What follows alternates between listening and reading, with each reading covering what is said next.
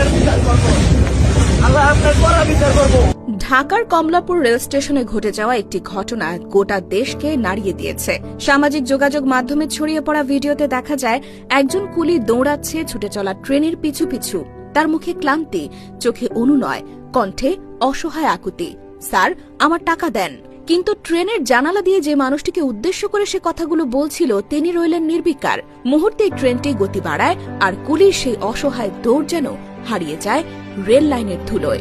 মাত্র কয়েক টাকার পারিশ্রমিকের জন্য একজন পরিশ্রমী মানুষের এই দৌড় আজ পুরো জাতিকে বিব্রত করেছে। ভিডিওটি ভাইরাল হওয়ার পর দেশজুড়ে শুরু হয়েছে তীব্র নিন্দা, ক্ষোভ ও মানবিক প্রশ্নের ঝড়।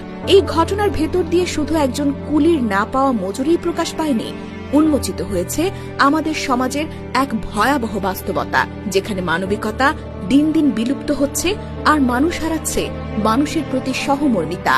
আমরা এমন এক দেশে বাস করি যেখানে মুখে মানবতার বড় বড় বুলি শোনা যায়, ধর্মীয় বক্তৃতায় শ্রমের মর্যাদা নিয়ে অসংখ্য উপদেশ দেওয়া হয়, কিন্তু বাস্তব জীবনে তার সামান্য প্রতিফলনও দেখা যায় না।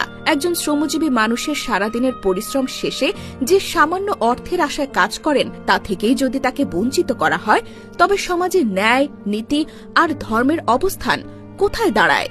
ইসলামে স্পষ্টভাবে বলা হয়েছে, শ্রমিকের ঘাম শুকানোর আগেই তার প্রাপ্য